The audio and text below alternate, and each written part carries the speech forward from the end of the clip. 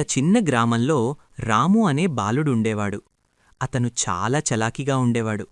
కాని రోజంతా ఫోన్తో ఆడుకుంటూ ఉండేవాడు. ఇంట్లో ఉన్న తాతయ్య, అమ్మమ్మలతో మాట్లాడటానిక్కూడా అతనికి సమయం ఉండేది కాదు. ఒకరోజు తాతయ్య రాముని పిలిచి, రామూ, నాతో కలిసి తోటలో మొక్కలు నాటుతావా అని అడిగాడు. రాము మొహం చిట్లించి, నాకు టైం లేదు తాతయ్యా అన్నాడు. కొన్ని రోజులకు పాఠశాలలో కుటుంబం గురించి వ్యాసం రాయండి అని టీచర్ చెప్పింది. అందరూ తమ తాతయ్యలు, అమ్మమ్మల కథలు రాశారు.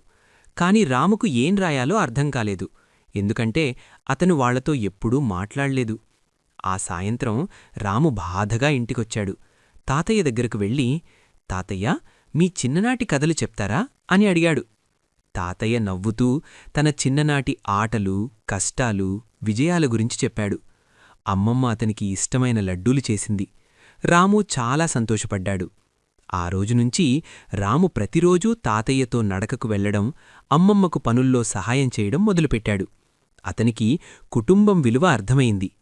నీతి: మన కుటుంబంతో గడిపే సమయం అమూల్యం. ప్రేమ, సంబంధాలు డబ్బుకన్నా గొప్పవి. పెద్దలను గౌరవించాలి, వారి మాటలు వినాలి.